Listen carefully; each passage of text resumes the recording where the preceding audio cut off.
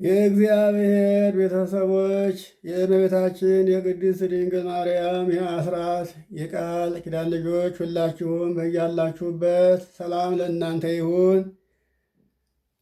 አብይ ጾምን ከጨረስን በኋላ በመጨረሻዋ ሳምንት በሕማማት ከሆሳዕና ቀጥለን የምናነበው ግብረ ሕማም ይሄ ነው። ግብረ ሕማም ማለት ምን ማለት ነው? ግብር ማለት ስራ ማለት ነው። ሕማማት ማለት መከራዎች፣ ፈተናዎች፣ ስቃዮች፣ ግፎች ማለት ነው። ይህንን ሁሉ መከራ ይህንን ሁሉ ግፍ የተቀበለው ጌታችን አምላካችን ኢየሱስ ክርስቶስ ነው። ለማን እንደተቀበለው የምናውቀው ነው። እኛን ለማዳን ነው። ካልሞተ መከራ ካልተቀበለ መዳን ስለማይቻለን ዋጋ ስለነበረ እኛ ልንከፍለው የማንችለውን ዋጋ እሱ ዋጋ ከፍሎ እኛን ወደ ቀደመ ክብራችን መልሶናል። ታዲያ በዚያች ሳምንት የጌታችን መከራ እያሰብን የምናነበው ግብረ ሕማም ይባላል። ይህ ግብረ ሕማም አብይ ጾምን ጨርሰን በማግስቱ ሆሳዕና ነው የምንለው።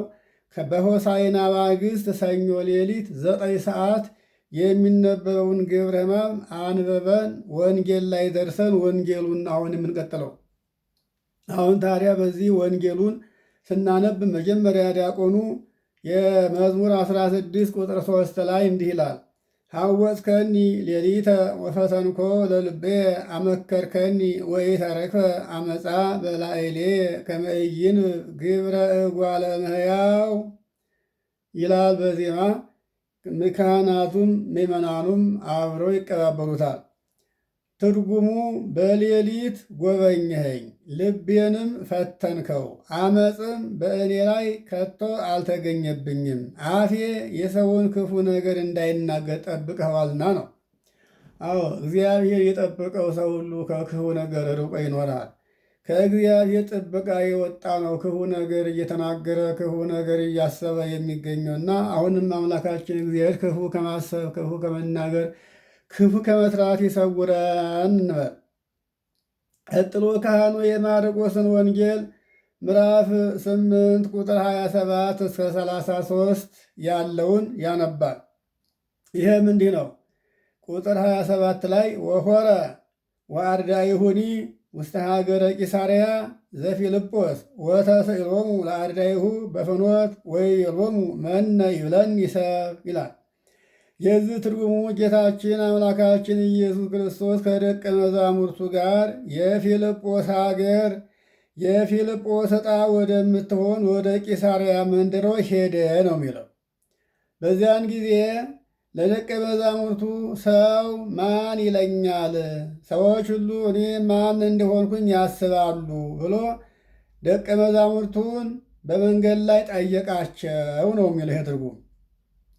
ቀጥሎ ቁጥር 28 ላይ ወይቤልዎ ዮሐንስሃ መጥምቀ ወካልአን ይብሉከ ኤልያስሃ አው አሃደ እምነቢያት ቀደምት።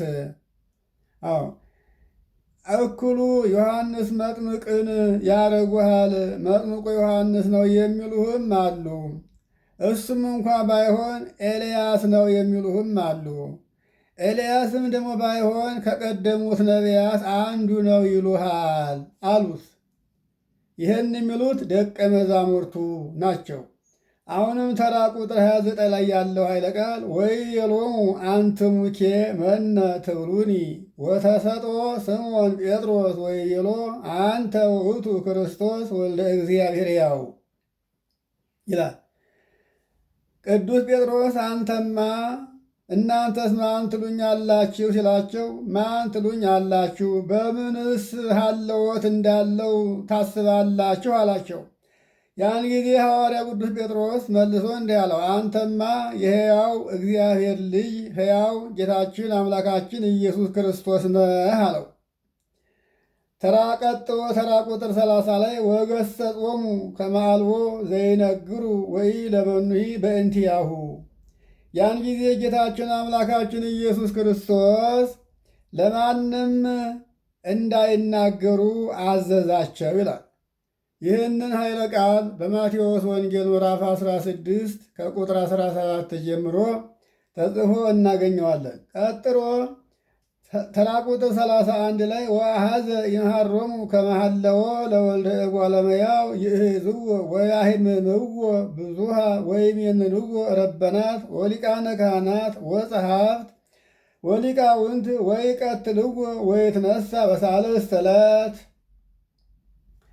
ሽማግሌዎች፣ የካህናት አለቆችና ጻፎች የሰው ልጅ ክርስቶስን ይፈትኑት ዘንድ ብዙ መከራ ያጸኑበታል። ብዙ መከራም ያጸኑበት ዘንድ ይገሉትም ዘንድ መክረውበታል። እርሱ ግን በሦስተኛው ቀን ከሙታን ተለይቶ ይነሳል እያለ ያስተምራቸው ጀመር። እንግዲህ አይሁድ መከራ እንደሚያመጡበት እሱ ግን መከራውን ተቀብሎ በመስቀል ላይ ውሎ ሙቶ 3 ቀን 3 ሌሊት በከርሰ መቃብር አድሮ እንደሚነሳ እየነገራቸው ነው። ተራ ቁጥር 32 ላይ ደግሞ ወገሃደ ይነግሮሙ ዘንተ ነገረ ወቀርበ ጴጥሮስ ወአኀዘ ይገስጾ ይላል። ያን ጊዜ ሐዋርያ ቅዱስ ጴጥሮስ እንዲህ ሲላቸው ይህንን ነገር በግልጥ ይነግራቸው ስለነበረ ጴጥሮስ ወደ ጌታው ቀረብ አለና መምህር ሆይ ብሎ ሊመክረው ጀመረ። ይሄ ሊሆን አይገባም፣ አይሁን ማለት ጀመረ ጴጥሮስ። ያን ጊዜ ተራ ቁጥር 33 ላይ ወሰመይጠ ሀበ አርዳኢሁ ወገሰጾ ለጴጥሮስ ወይቤሎ ሁር እምድሬ ሰይጣን እስመ ኢትሄሊ ዘእግዚአብሔር ዘእንበለ ዳእሙ ዘሰብ ዘቡ ይላል። ያን ጊዜ ጌታችን ኢየሱስ ክርስቶስ ወደ ጴጥሮስ ዘወር ብሎ አንተ ሰይጣን ሂድ ከኋላዬ፣ አንተ የሰውን እንጂ የእግዚአብሔርን አታስብምና ሂድ ከኋላዬ ዘወር በል አለው ይላል። እንግዲህ ያን ጊዜ ጌታችን አምላካችን ጴጥሮስን አንተ ሰይጣን ሂድ ከኋላዬ ብሎ በጴጥሮስ አንጻር ሂድ ከኋላዬ ከኔ እራቅ ብሎ የተናገረው ሳጥናኤልን ዲያብሎስን ነው። ይገርማችኋል። ጴጥሮስም ጌታችን አምላካችን ኢየሱስ ክርስቶስ መስቀል ላይ ሊውል ሊሰቀል እንደመጣ አልተረዳም ነበር። ሐዋርያት ጌታችን ለሞት በፈቃዱ እንደመጣ አያውቁ ነበረ። ሁሉን ነገር የተረዱት ከሆነ በኋላ ነውና ለጊዜው ጴጥሮስን ተመለስ፣ አንተ እንደ ሰው ነው የምታስበውን የሰውን እንጂ የእግዚአብሔርን ፈቃድ አይደለምና ዘወር በል አለው ይላል። ከዚህ ቀጥሎ ዘወ እዝነ ሰሚዐ ለይስማ፣ ጆሮ ያለው መስማትን ይስማ። እንግዲህ ጆሮ ያለው ሁሉ እግዚአብሔር ለሰው ልጆች ያሰበውን አስቦ የተናገረውን ያስተማረውን መስማት አለበት። እንግዲህ ጆሮ ያለ ምክንያት አልሰጠንም። ሁሉን ነገር ይሰማል፣ ግን አንጥሮ አበጥሮ የሚጠቅመውን ይዞ እንዲገኝ ነው። እግዚአብሔር ጆሮውን ሲፈጥር ቃሉን እንዲሰማለት ነው። ስለዚህ ጆሮአችን የእግዚአብሔርን ቃል እንዲሰማ፣ ዓይናችንም የእግዚአብሔርን ፈለግ እንዲከተል እንዲያይ ነው እና የተፈጠረው እሾህ እንዳይወጋን፣ እንቅፋት እንዳይመታን፣ ጉድጓድ እንዳንገባ ቢሆንም ዓይናችን ውሳጣዊ ሕሊናችን ማሰብ ያለበት ለሰው ልጆች መከራ የተቀበለውን የተፈተነውን ሙቶ የተነሳውን ሕያውን ክርስቶስን እያሰብን ከኃጢአት እንድንርቅ ነው ዋናው ዓላማ። ቀጥሎ ከወንጌል በኋላ የሚነበበው ድኅረ ወንጌል ይለዋል። እሱን ደግሞ እንዲህ ይለዋል። ተራ ቁጥር 1 ላይ ወሰወፃ እግዚእ ኢየሱስ ተስእሎሙ ለአርዳኢሁ በፍኖተ ቂሳርያ ዘፊልጶስ ነገሮሙ ገሃደ በእንተ ዘይከውን ቦቱ በኢየሩሳሌም። ጌታችን አምላካችን ኢየሱስ ክርስቶስ በፊልጶስ ሀገር በቂሳርያ መንገድ እየሄደ ባለበት ሰዓት ደቀ መዛሙርቱን እንዲህ አላቸው፣ ጠየቃቸው። በኢየሩሳሌም በእርሱ ላይ ስለሚሆነው ነገር እንዲህ አላቸው። ተራ ቁጥር 2 ወይደሉ ውእቱ ከመ ይትፈጸም ዘጽሑፍ ከመ ወልደ እግዚአብሔር ይትዌከብ ሕማማተ ብዙኃተ ወይትሜነን እምጸሐፍት ወሊቃውንተ አይሁድ ወእምድኅረ ዘይትዌከፎሙ ይትነሣ እሙታን በሳልስት ዕለት። የእግዚአብሔር ልጅ ብዙ መከራ ይቀበል ዘንድ በጻፎችና በአይሁድ አለቆች ዘንድ እንደሚናቅ መከራም ተቀብሎ ከሞተ በኋላ በሦስተኛው ቀን ከሙታን ተለይቶ ይነሳም ዘንድ ስለ እርሱ የተጻፈው ይፈጸም ዘንድ እንደሚገባ በግልጥ ነገራቸው ማለት ነው። ቀጥሎ ተራ ቁጥር 3 ላይ እስመ ዝንቱ ውእቱ እብን ዘመነንዋ ነደቅት በከመ ጽሑፍ ውስተ መጻሕፍት ይላል። በመጻሕፍት እንደተጻፈ የተጻፈው ይፈጸም ዘንድ አናጺዎች የናቋት ድንጋይ እሷ ድንጋይ ይህ ነውና ይላል። አናጺዎችን ግን የናቁት ድንጋይ ምን ይመስላል ያላችሁ እንደሆነ አሁን አናጺ ግንብ ሲሰራ ሲገነባ ድንጋዩን ይመርጠዋል። ለመሰረት የሚሆነውን፣ ለግንብ የሚሆነውን፣ ለኩረት የሚሆን ይመርጣል። ለኩረት የማይሆን ለግንብ የማይሆን ድንጋይ እንዲሁ ሲወረውረው ይኖርና ያቺ የተናቀች ድንጋይ መጨረሻ ላይ ግን ምን ትሆናለች? መጀመሪያ ለግንብ አትሆን፣ ለኩረት አትሆን፣ ሲጥለዋት የነበረች መጨረሻ ላይ መደምደሚያ ማሰሪያ ትሆናለች ያቺ ድንጋይ። ስለዚህ ምን አለ? ሐናጺዎች በመጽሐፍ እንደተጻፈ አናጢዎች በመጽሐፍ የናቋት ድንጋይ ይሄ ነውና። አዎ ጌታችን አምላካችን ኢየሱስ ክርስቶስ በሰው ዘንድ የተናቀ ነበረ፣ የተጠላ ነበረ። አያችሁት? አምላክ እንደሆነ አምላክነቱን ያልተረዱለት፣ ሙት እያነሳላቸው፣ እውር እያበራላቸው፣ ድውይ እየፈወሳቸው፣ ጥቂቱን አበርክቶ እየመገባቸው፣ አጋንንትን ከነሱ እየለየላቸው፣ ሽባዎችን እያዳነላቸው፣ እነሱ ሰርተውት የማያውቁትን ዓለም ከተፈጠረ ጊዜ ጀምሮ ሰው ሰርቶት የማያውቀውን ስራ እየሰራ እያሳያቸው፣ ይሄስ አምላካዊ ግብር ነው እንጂ የፍጡራን ስራ አይደለም ብለው አላመኑትም። ፍጡር የሆነ እንዲህ አይነት ስራ ሰርቶ የማያውቅም፣ ወደፊትም ሊሰራ አይችልም፣ ይሄ ስራ አምላካዊ ነው ብለው በስራው እንኳን ሊያምኑት አልቻሉም። እሱ እንኳን ራሱ እኔን እንኳ ባታምኑ ስራዬን እመኑ እያለ ያስተምራቸው ነበረ። ግን ምንም ቢንቁት፣ ምንም ቢጠሉት፣ ምራቃቸውን ቢተፉበት፣ በአስረው ቢገርፉት፣ በችንካር ቢሸነክሩትም ሞተላቸው። የሞተውም በፈቃዱ ነው። ሊሞት በፈቃዱ የመጣ ነውና ሞተላቸው። ወደ መቃብር አወረዱት፣ ተቀበረ። በሦስተኛው ቀን ግን ሞትን በሞቱ ድል ነስቶ ተነሳ።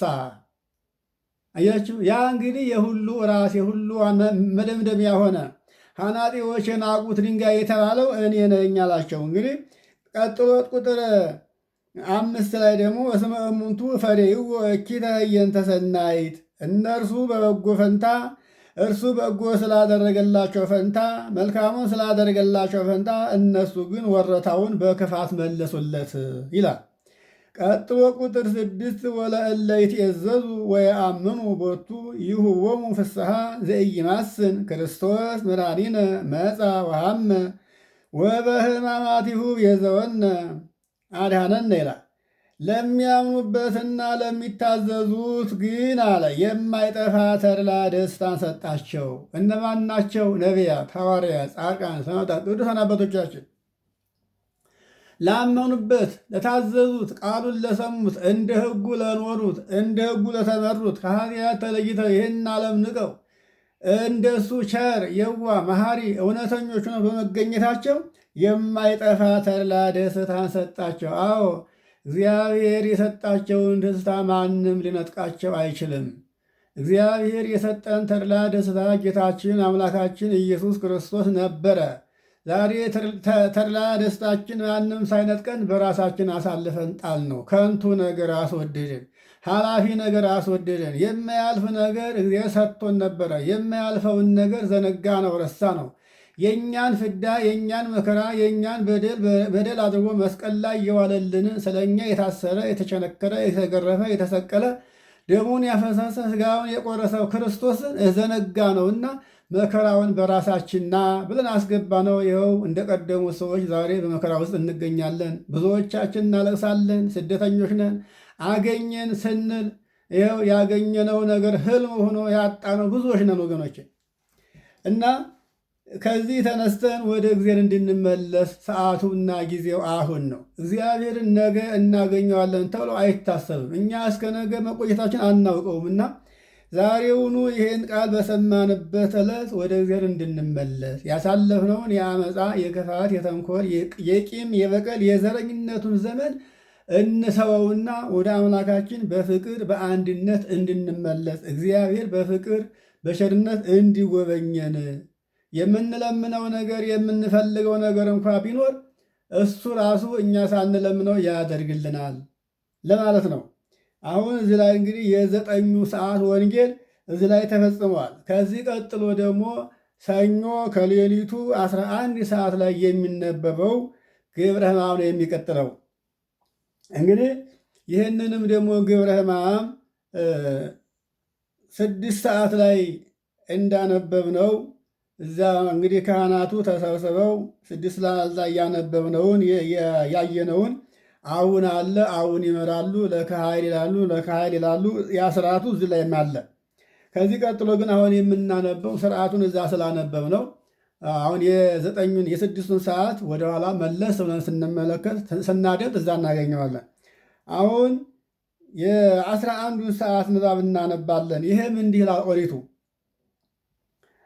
ዘሚክያስ ነቢይ በረከቱ ዘሚክያስ ነቢይ ዘይትነበብ በ10ቱ ወአሐዱ ሰዓተ ሌሊት ዘሰኑይ በረከቱ ትሁን ምስሌነ ለዓለም ዓለም።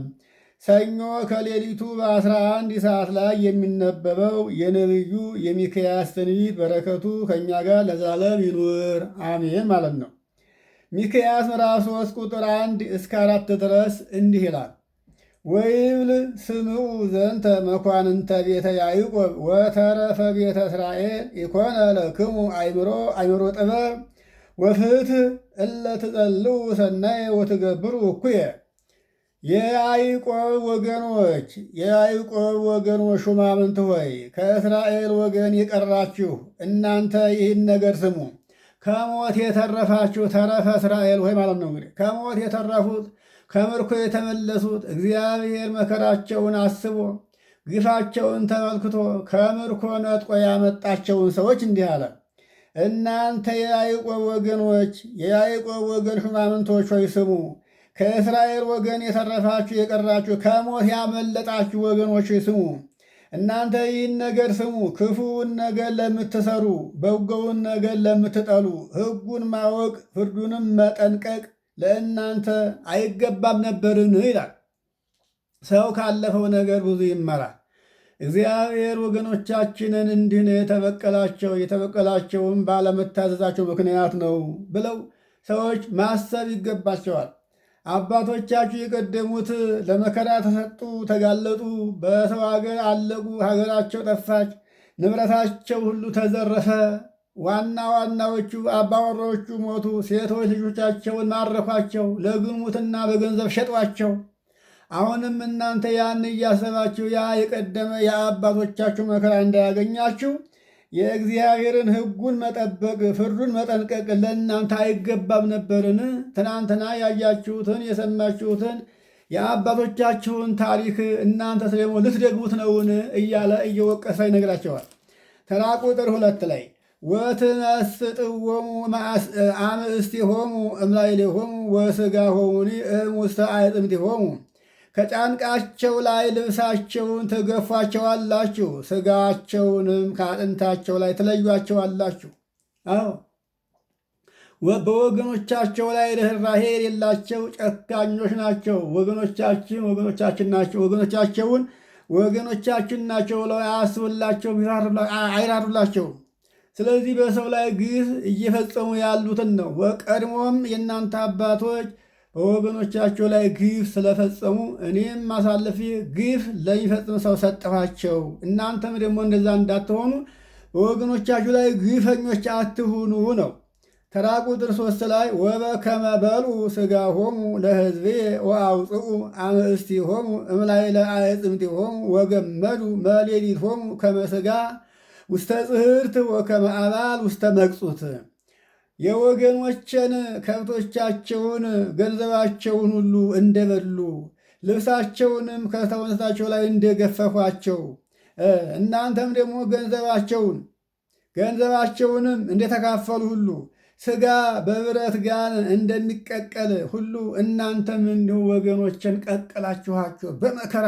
አያችሁ፣ ያላቸውን ሁሉ በላችኋቸው፣ ዘረፋችኋቸው። ሰርተው ደክመው ያገኙትን ሁሉ ነጠቃችኋቸው፣ እርቃናቸውን ባዷቸውን አስቀራችኋቸው እያለ ነው። አሁን ያ ታሪክ ቀድሞ ነበረ፣ አሁንም እንዳለ ነው። አያችሁ፣ ሰው አመፀኛ ሲሆን ያገኘው እግዚአብሔር ሰውን ሲበቀል ያገኘውን መንሳት ማሳጣት ነው። አሁን ገንዘብስ ብናጣ ገንዘብ ነው፣ ሰርተን ያገኘነው፣ ሰርተን የምናገኘው ሊሆን ይችላል። ግን ሰርተን የማናገኘው ነገር ቢኖር ምንድን ነው ብትሉ ጤና አይገኝም። አያችሁ፣ እግዚአብሔር የሰጠን ነገር አለ። ዓይን አለ፣ ጆሮ አለ፣ እጅ አለ፣ እግር አለ፣ አፍንጫ አለ። በአጠቃላይ መላ አካላታችን ሁሉ ከእግዚአብሔር የተሰጠን ነው። እሱ ሲጣላ ሁሉን ይነሳል። ዓይን ይነሳል፣ ጆሮን ይነሳል፣ አፍን ይነሳል፣ እጅን እግርን ይነሳል እግዚአብሔር። እነዚህን ወጥተን ወርደን በገንዘብ የማንሸምታቸው አካላቶቻችን ናቸው። ገንዘብ ብናጣ ገንዘብ ነው፣ ሰርተን እናገኘዋለን። እግዚአብሔር ሲያሳዝኑት መጀመሪያ በገንዘብ ይጣላል። ያንን ደግሞ አስበን የማንመለሰን ነው። በጤና በኩል መጥቶ ጤናን ይነሳል፣ ሀገርን ይነሳል፣ ሰላምን ይነሳል። ሰማይ ዝናምን እንዳይሰጥ ምድር የዘሮ እንዳታበቅል ያደርጋል እግዚአብሔር ወገኖች። ቀጥሎ ቁጥር 4 ላይ ቀዲሙ ከማሁ ይጸርሁ ሀበ ወይሰምዖሙ ወይመይጥ ገጾ እምኔሆሙ ይእተ አሚረ እስመ አይሰሙ ገቢረ ላዕሌሆሙ። ይህ ማለት ደግሞ አስቀድመው መከራ እንዳመጡባቸው ሁሉ አስቀድሞ በመከራ ተይዘው ወደ እግዚአብሔር ይጮሃሉ። እንግዲህ እነሱ መጀመሪያ መከራ መጥቶባቸው ሲጮሁ ነበረ። እግዚአብሔር አዲኗቸው ነበረ። እግዚአብሔር ያደረገላቸውን ወረታውን ዘንግተው እነሱ ደግሞ ግፈኛ ሆኖ በሰው ላይ ግፍን ይፈጽማሉና አስቀድመው መከራ እንዳመጡባቸው ሁሉ አለ። እነሱም ደግሞ አስቀድመው በመከራ ተይዘው ሳለ ወደ እግዚአብሔር ይጮሃሉ። እግዚአብሔር ግን አዳናቸው። እሱም አይሰማቸውም። በእነሱ ዕዳ የሚሆንባቸው ክፉ ስራን ሰርተዋልና እግዚአብሔር ቀድሞ አዳናቸው። ከግብፃውያን እጅ አዳናቸው። ከከነአን ምድር ነፃ አወጣቸው። እግዚአብሔር በከነአንና በግብፅ የኖሩት ዘመን እስራኤል 430 ዘመን ነው። ከዚያ ሁሉ መከራ ወጥቶ ምድረስን አወረሳቸው። ያን ሁሉ መከራ አሕዛብን አትቶ ምድረስን አወረሳቸው። ያንን ሁሉ ወረታውን ዘነጉና አመፀኛ ሆኑ፣ ግፈኛ ሆኑ፣ ጣዖት አምላኪ ሆኑ። ፈጣሪ እንዳለ ማሰብ ተሳናቸው። እሱም ደግሞ አሳልፎ ለመከራ ሰጣቸው። በእነሱ ዕዳ የሚሆንባቸውን ክፉ ስራ ሰርተዋልና አሁን እየሰራን ያለነው በራሳችን ላይ ዕዳ የሚያመጣብንን ስራ እየሰራን ያለነው እና ወገኖቼ ከክፉ ስራ እንድንወጣ ነው። እግዚአብሔር በሰዓቱና በጊዜው እንድለምነን ነው። ያን ጊዜ ፊቱን ከእነሱ ይመልስባቸዋል። በመከራ በተያዙ ጊዜ እግዚኦ እግዚኦ ቢሉት አይሰማም እግዚአብሔር። ዛሬ እግዚአብሔርን በምህላ እንጠራዋለን፣ እንጠይቀዋለን፣ እንለምነዋለን። ምንም አይነት መልስ የለም። ቤተ ክርስቲያን አልተዘጋችም። ወንጌል አልታጠፈም። ስብከቱ ይሰበካል፣ ወንጌሉ ይነበባል፣ ቅዳሴው ይቀደሳል፣ መሐሌቱ ይቆማል፣ ሳታቱ ሁሉ አለ። ሁሉም እንዳለ ሆኖ ግን መልስ የሚያሰጥ ነገር አንድም የለም። ለምን? ሰው በክፋት ውስጥ ሆኖ እግዚአብሔርን ቢለምን እግዚአብሔር መስማት አይችልምና። ለዚያ ነው አሁን የ11ዱን ሰዓት ኦሪቱን ይሄን እናንበናል። እንግዲህ ከሊቃውንት ደግሞ የሚነበብ ሃይማኖተ አበው ይባላል። እሱን እናነባለን። ሃይማኖተ አበው ምዕራፍ 19 ከቁጥር 17 እስከ 21 ድረስ ይህንን በግብረ ሕማማችን ተጽፎ እናገኘዋለን። ይህን እንመለከታለን። እንግዲህ አባቶቻችን መጽሐፉ እንዳይበዛ ለሰሚ እንዳያስቸግር ጊዜም ሰዓትም ስለማይበቃ ነው የወሰኑት እንጂ እኛ ግን ለጠቅላላ እውቀት ስለሆነ ድረስ ይህንን ሃይማኖተ አበው ምዕራፍ 19ን ከቁጥር 17 ሳይሆን ከቁጥር 1 ጀምረን ነው የምንመለከተው። አሁን ከቁጥር 1 ጀምረን እንመለከታለን።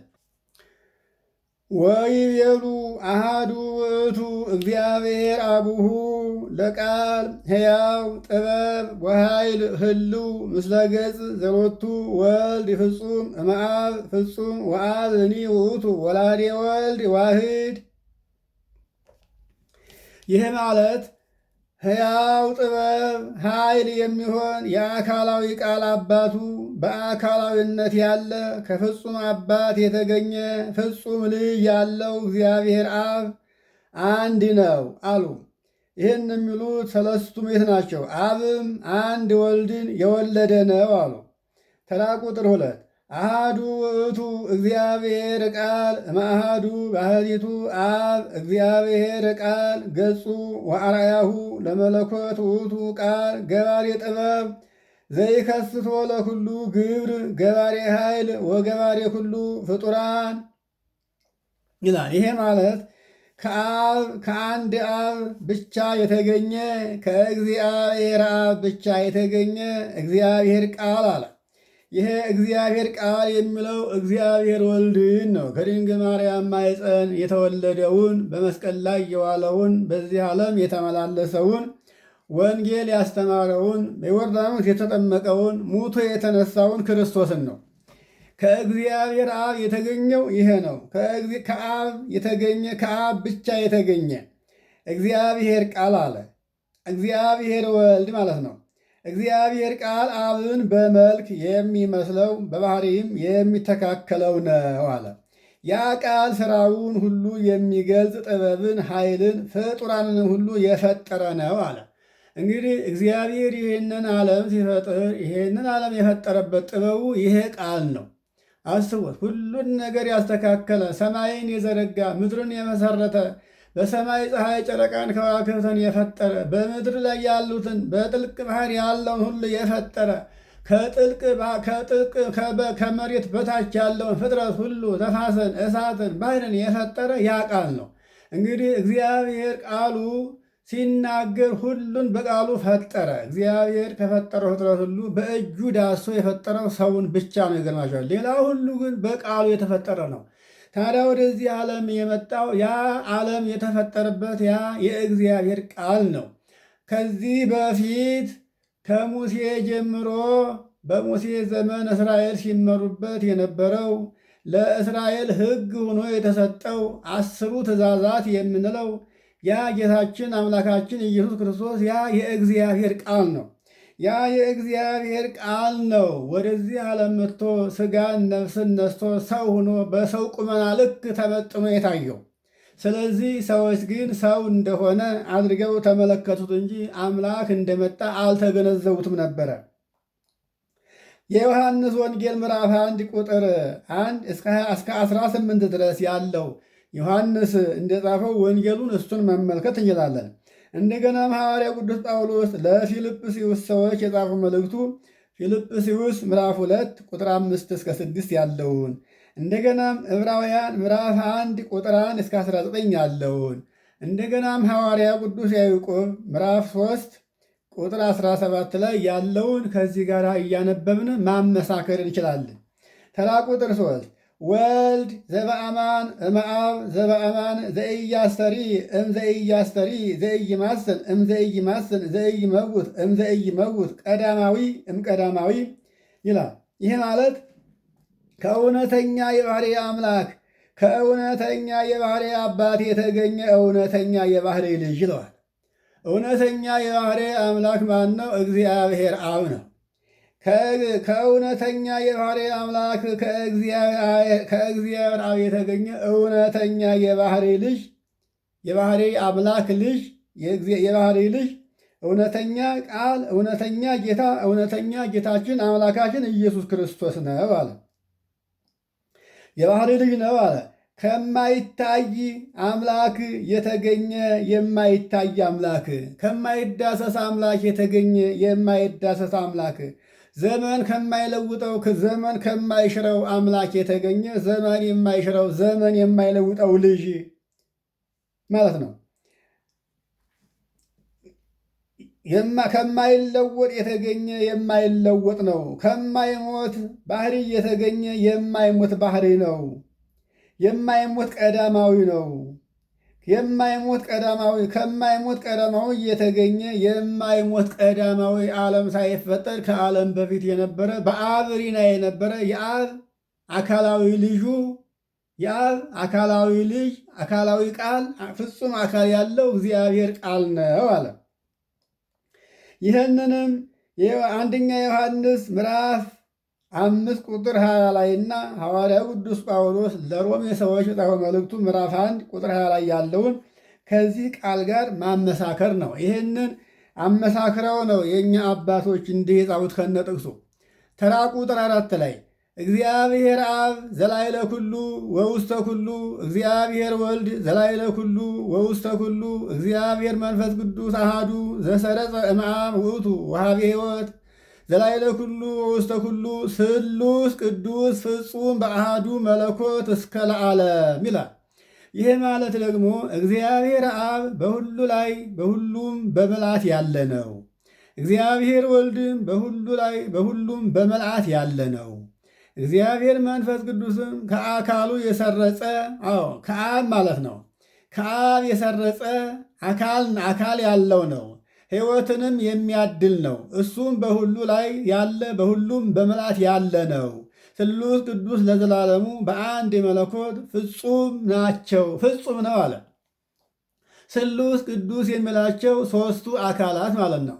ሦስት አካላት የምንላቸው አብ፣ ወልድ፣ መንፈስ ቅዱስ ናቸው። አብ ፍጹም የሆነ የራሱ አካል አለው። ወልድም ፍጹም የሆነ የራሱ አካል አለው። መንፈስ ቅዱስም ፍጹም የሆነ የራሱ አካል አለው። እነዚህ ሦስቱ አካላት በአካል አይገናኙም፣ በስም አይገናኙም፣ በግብርም አይገናኙም። በግብርም አይወራረሱም፣ በስምም አይወራረሱም፣ በአካልም አይገናኙም ተብሏል። እንግዲህ በስም አይወራረሱም ማለት ወልድ መንፈስ ቅዱስ በአብ ስም አይጠሩበትም። አብ አባት ነው። በአባትነት አብ ተብሎ እግዚአብሔር አብ ተብሎ አብ ብቻ የሚጠራበት ስም አብ ነው። ወልድም የወልድ ስም ብቻ እንጂ እግዚአብሔር አብና እግዚአብሔር መንፈስ ቅዱስ አይጠሩበትም።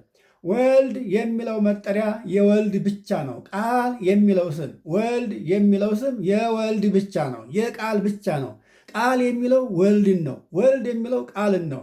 ቃልና ወልድ የሚለውን ስም የሚጠቀምበት ወልድ ብቻ እንጂ አብና መንፈስ ቅዱስ አይጠሩበትም። መንፈስ ቅዱስ የሚለውም ስም የመንፈስ ቅዱስ ብቻ እንጂ እግዚአብሔር አብና እግዚአብሔር ወልድ በዚህ ስም አይጠሩበትም። ይሄ በዚህ አይወራረሱም። ግብራቸውም ደግሞ አብ ይወልዳል፣ ያሰርጻል። አብ ይወልዳል፣ ያሰርጻል። መውለድ እና ማስረጽ የአብ ሥራ ብቻ ነው እንጂ ወልድ እንደ አብ አይወልድም፣ እንደ አብ አያሰርጽም። መንፈስ ቅዱስም እንደ አብ አይወልድም፣ እንደ አብ አያሰርጽም። የወልድ ሥራ የመንፈስ ቅዱስ ሥራ መስረጽ ብቻ ነው። እንግዲህ ወልድ እንደ አብ አይወልድም፣ እንደ አብ አያሰርጽም። የወልድ ሥራ መወለድ ብቻ ነው፣ መወለድ ብቻ ነው። መንፈስ ቅዱስም ሥራው መስረጽ ብቻ ነው እንጂ እንደ አብ አይወልድም፣ እንደ አብ አያሰርጽም፣ እንደ ወልድም አይወለድም። ሥራው መስረጽ ብቻ ነው። ወልድም እንደ መንፈስ ቅዱስ አይሰርጽም፣ አይሰርጽም፣ አያሰርጽም። አስራጺም ወላጅም አብ ብቻ ነው። ስለዚህ መንፈስ ቅዱስና ወልድ መገኛቸው አብ ነው። አብ ግን ለራሱ መገኛ የለውም። ግን አብ ለሁሉ መገኛ፣ ለወልድ ለመንፈስ ቅዱስ መገኛ ሲሆን ደግሞ ወልድና መንፈስ ቅዱስ አይቀድማቸውም። ሁሉም እኩል ናቸው። በዘመን አይቀዳደሙም ማለት ነው። ይህንን ወንጌላዊ ቅዱስ ዮሐንስ እንደጻፈው የዮሐንስ ወንጌል ምዕራፍ 14 ቁጥር 8 እስከ 23 እና ምዕራፍ 15 ቁጥር 26 ላይ ያለውን ከዚህ ጋር ማመሳከር ነው። እንደገና አንደኛ ጴጥሮስ ምዕራፍ 1 ቁጥር 1 እንደገና አንደኛ ዮሐንስ ምዕራፍ 1 ቁጥር 3 ይህንንም ከዚህ ቃል ጋር ማመሳከር ነው። እንግዲህ መጽሐፍ ቅዱሱ ስላለን እዛ ውስጥ ገብቶን ያንን አናነብን። መጽሐፍ ቅዱስ ስላለን ይህንን ከዚህ ቃል ጋር ማመሳከር የእኛ ስራ ነው።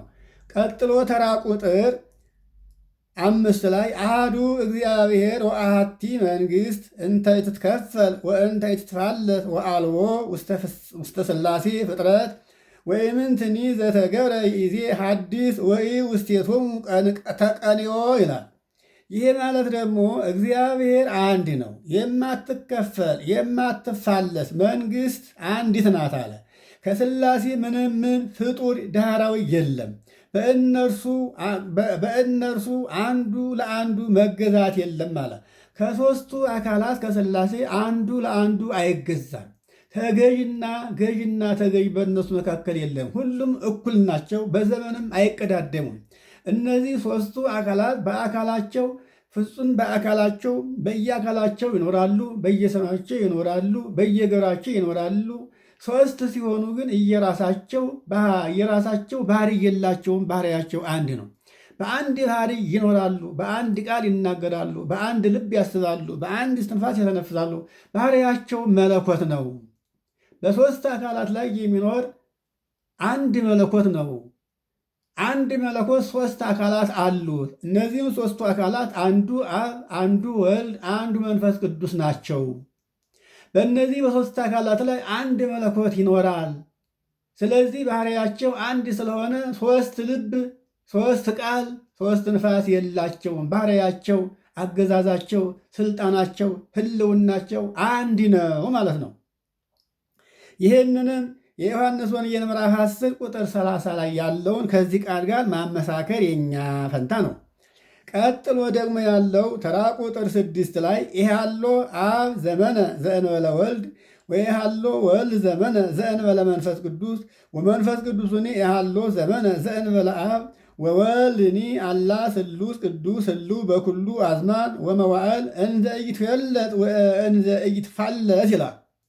ይሄ ማለት ደግሞ ትርጉሙ አብ ከወልድ ተለይቶ የኖረበት ዘመን የለም።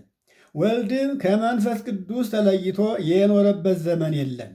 መንፈስ ቅዱስም ከአብ እና ከወልድ ተለይቶ የኖረበት ዘመን የለም። ስሉስ ቅዱስ በዘመኑ ሁሉ በየቀኑ ሁሉ በግብርም በስምም ሳይለያዩ ሳይፋለሱ ጸንተው የሚኖራቸው እንጂ ይላል። እንግዲህ ሦስቱም አካላት የሚለያዩበት ዘመን ጊዜ የአይን ጥቅሻ ያክል እንኳን አይለያዩም። ይሄ ማለት ጌታችን አምላካችን ኢየሱስ ክርስቶስ የእግዚአብሔር ቃል ወደዚህ ዓለም መጥቶ ከድንግል ማርያም ማኅፀን ጀምሮ እስከ ቀራንዮ እስከ ዕርገቱ ድረስ የኖረበትን ዘመን ማስላት ትችላላችሁ። ያን ሁሉ በዚህ ዓለም ሲኖር ግን ከአብና ከመንፈስ ቅዱስ አልተለየም ማለት ነው።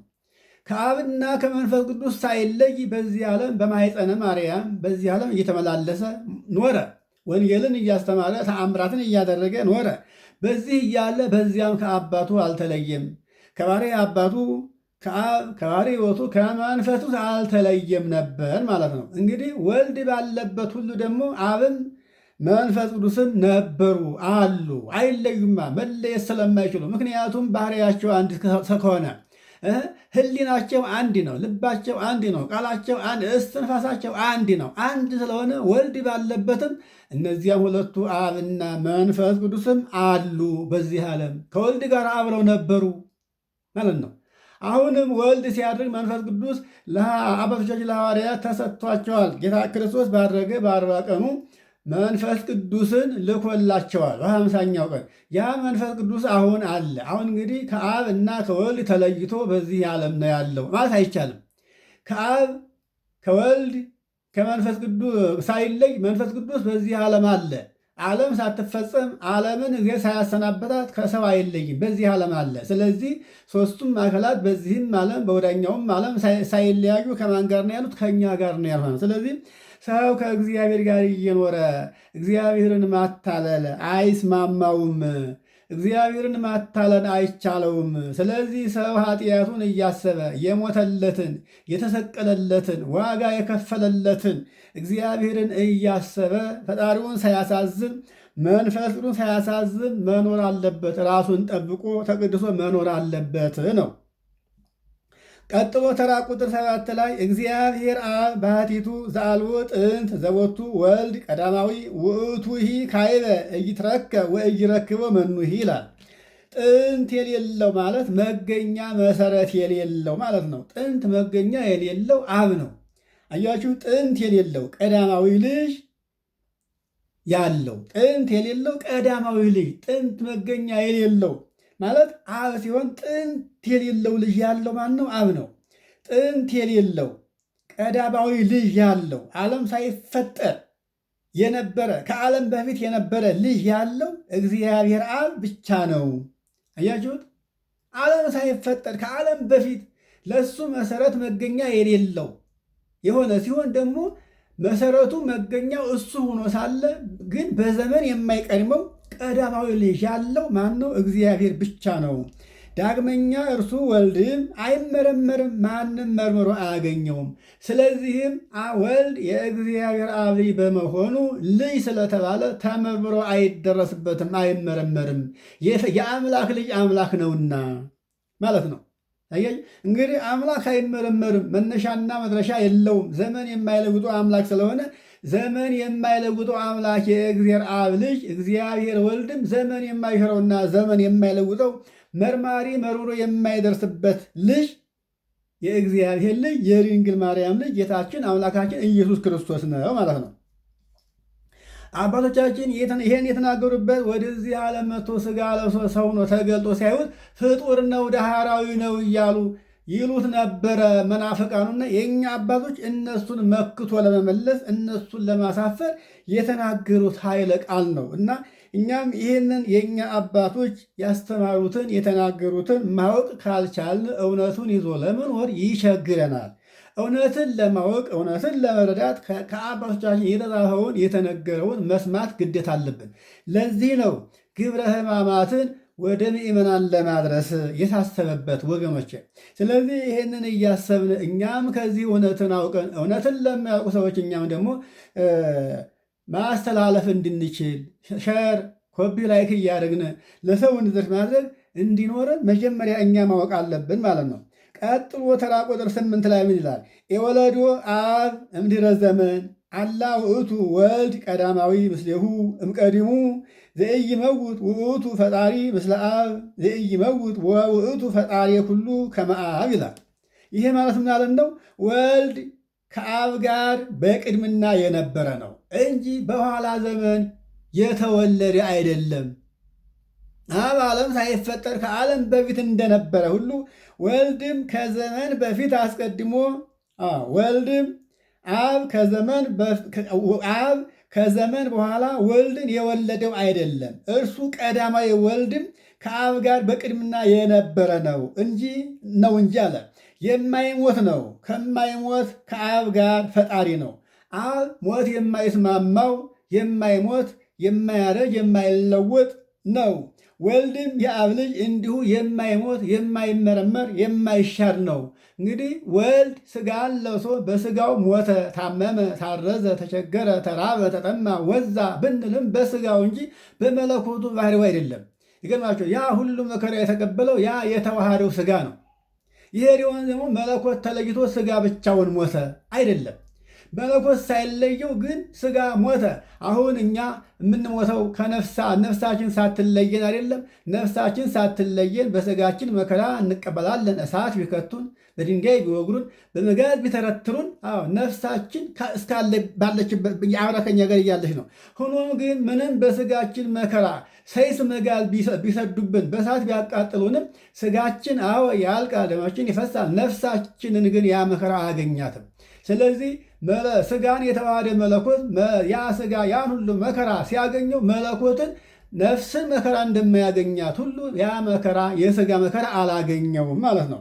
የመለኮትና የሥጋ ተዋህዶ እንደ ነፍስና እንደ ሥጋ ነውና እንደኛ ነፍስና እንደኛ ሥጋ ነፍስ እንደኛ ነፍስና እንደኛ ሥጋ ነበረ።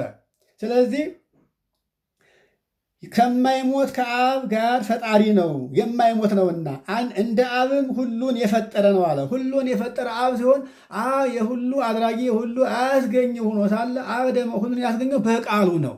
ያ ቃል ደግሞ የእግዚአብሔር አብ ቃል አካላዊ ቃል ነው፣ ፍጹም አካል ያለው ቃል ነው ማለት ነው። ተራ ቁጥር 9 ላይ ደግሞ ምን ይላል?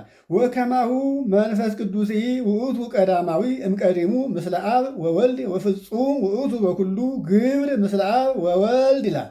ይሄ ማለት ደግሞ እንዲሁ መንፈስ ቅዱስም ከአብ ከወልድ ጋር በቅድምና የነበረ ቀዳማዊ ነው፣ በስራውም ሁሉ ከአብና ከወልድ ጋር አንድ ነው አለ። እንግዲህ መንፈስ ቅዱስም ከአብና ከወልድ ሳይለይ ስራው እንዲሁ እንደ አብ እንደ ወልድ እንደ መንፈስ ቅዱስ ነው። ከአብና ከወልድ ከመንፈስ ተለይቶ የኖረበት ዘመን የለም ማለት ነው። ይህንንም መዝሙር 32 በቅንፍ 33 ቁጥር 5 እስከ 10 እና በትንቢተ ኢሳይያስ ምዕራፍ 41 ቁጥር 4 በዮሐንስ ራእይ ምዕራፍ 22 ቁጥር 13 ላይ ያለውን አንበን ከዚህ ጋር ማነጻጸር የኛ ስራ ሊሆን ይገባል። ቀጥሎ ቁጥር 10 ላይ ዝውእቱ ህሊና ቅዱስ ጉባኤያዊ ቤተክርስቲያናዊ ሐዋርያዊ ይላል። ይህ ማለት ጉባኤ የሚቆምላት ቤተክርስቲያን ጉባኤ የሚቆምላት ጉባኤ የተሰራላት ቤተክርስቲያን የተቀበለችው ሐዋርያት ያስተማሩት እውነተኛው ትምህርት ይሄ ነው። የሐዋርያት ትምህርት ይሄ ነው። አሁን ከሐዋርያት የወጣ ትምህርት ይዘን እውነቱን አገኘን የሚመስላቸው ብዙዎች አሉ። ይሄ ከእውነት መውጣት ነው። ከእውነት እንደወጡ ለማወቅ ደግሞ አይምሮ ያስፈልጋል። ሰው አይምሮ ሲኖረው ነው እውነቱን ማወቅ የሚችለው። ግን እግዚአብሔር እንደማይመለሱ ለሚያውቃቸው ሰዎች አይምሯቸውን ይነሳቸዋል። እነሱ ግን አይምሮ ያላቸው ይመስላቸዋል።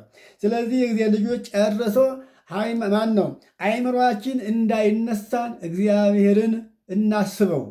አያችሁ፣ እግዚአብሔርን ጭራሽ ስንተወው ማሰቢያችን ይነሳናል።